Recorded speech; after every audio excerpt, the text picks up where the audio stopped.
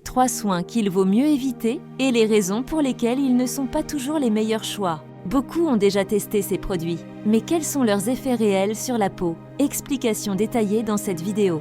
Les crèmes anti-imperfection trop agressives. Exemple, Effaclar Duo plus de la Roche-Posay. Pourquoi ce produit pose problème? Ce soin contient de l'acide salicylique et du niacinamide, 2 actifs bien connus pour leur action contre les imperfections. Cependant, leur concentration peut s'avérer irritante, en particulier pour les peaux sensibles. L'effet rebond est un risque courant. En asséchant trop la peau, celle-ci compense en produisant davantage de sébum, ce qui peut provoquer de nouvelles imperfections. Il a été observé que certaines personnes constatent une amélioration temporaire avant une aggravation de leur état cutané. Alternative recommandée, privilégier des soins contenant des actifs plus doux comme le zinc, le bakuchiol ou le soufre, qui régulent l'excès de sébum sans irriter la peau. Un sérum au niacinamide à 5% est souvent plus adapté qu'un dosage plus élevé. Les eaux micellaires avec trop de tensioactifs. Exemple, eau micellaire, Garnier. Peau sensible, pourquoi ce produit peut poser problème? Les eaux micellaires sont souvent considérées comme douces, mais leur composition inclut des tensioactifs comme le poloxamère 184 qui peuvent laisser un film résiduel sur la peau. Une utilisation prolongée sans rinçage peut altérer la barrière cutanée et provoquer des irritations. Contrairement aux idées reçues, ces tensioactifs ne disparaissent pas totalement après application et nécessitent un rinçage pour éviter toute accumulation indésirable.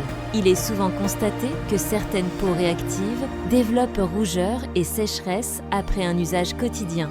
Alternative recommandée. Si l'eau micellaire est utilisée, elle doit être systématiquement rincée à l'eau claire ou avec une eau thermale, un nettoyant doux sans tensioactif agressif reste une meilleure option pour préserver l'équilibre cutané.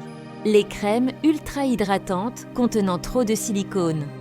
Exemple, Hydréane légère de la Roche-Posay. Pourquoi ce produit est trompeur?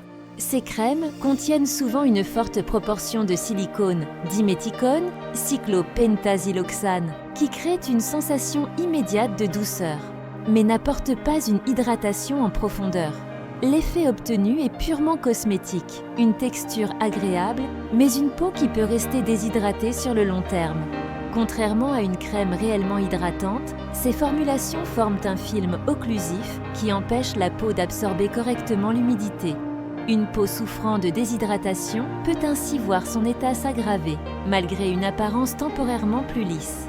Alternative recommandée, optez pour des crèmes riches en acide hyaluronique, glycérine, urée ou squalane, qui apportent une réelle hydratation en profondeur. Les crèmes à base de céramides et d'acides gras essentiels constituent une meilleure option pour renforcer la barrière cutanée.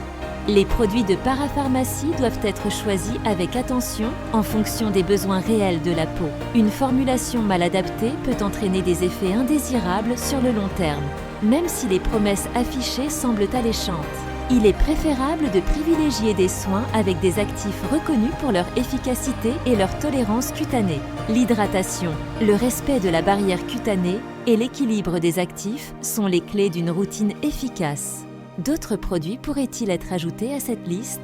Quels soins ont déjà provoqué des réactions indésirables? Si cette vidéo a été utile, un abonnement et un like permettent de soutenir du contenu de qualité.